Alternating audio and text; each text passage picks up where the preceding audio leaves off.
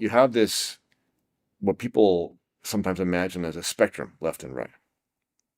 I don't like that model, and there are different models to use. Political scientists have described the political spectrum in various different ways. The way I like it is what they call the horseshoe, or I like to do it this way. Imagine that you've got the political spectrum on a string, left and right. You take the string with your hand and you pull it up so that the ends of the string come down in a circle, almost touching at the bottom. And this is the horseshoe idea. And then you draw an imaginary line through the middle of the horseshoe. Okay, so now your left and right are now near the bottom of the circle or horseshoe, and they're close together because they belong close together, because their fundamental sort of systemic or structural ideas are similar, in the sense that they both believe in the group. They believe in governing for group dynamics, group values. They want to supervise people so that they adhere to a certain set of ideas and values. Those values are not the same at all. I mean, they fight about that, but the idea of the group they have in common. Above this imaginary line are the individualists. So collectivists down here with the groups.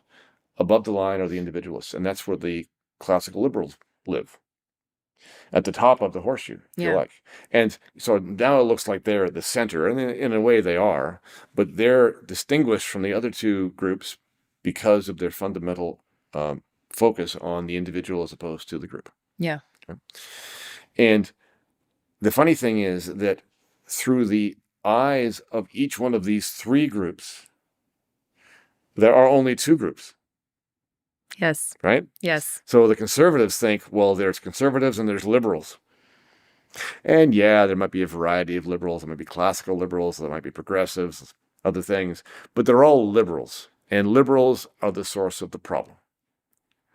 The progressives, for their part, think that there are only them and the far right. Yeah.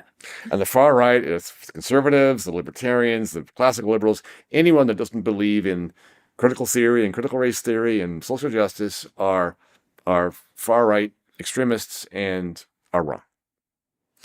And the classical liberals, through their eyes, the world consists of individualists and collectivists. And the progressives and the conservatives are both collectivists. They believe in community. They believe in collective values. They believe in solidarity. They believe in doing things together. That people should more or less have a common theme, a common heritage, a common tradition, and should be pushing in the same direction. The conservatives and the progressives both like order. Now, different orders to be sure, but they still like order. Whereas the classical liberals are totally fine with chaos.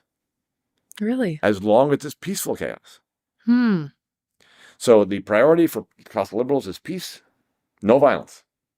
If you're not violent, like you're not using force against each other, whatever you want is fine. It's your life. You do what you want. Yeah. Whereas for the progressives and the conservatives, they're interested in an ordered value system that conforms with their convictions about what is right and wrong. So we have these three groups. And is it just a value system or is it a political system? It's a political system. The only real value that the classical liberals promote is the value of individual choice, individual liberty. The rest of the choices that one might make are the individuals to make. So they're very hands-off. And the other two groups, the progressives and the conservatives, are value-driven. And in that sense, they are much more concerned with content and result as opposed to process. The classical liberals are the process people. So for example, the classical liberals think about things, I think, this way. A little bit like I might describe how a classical lawyer might think. So classical liberals think principle and then apply the principle to the real world. Yeah. Rules applied to facts. Okay, so here's a principle: free speech.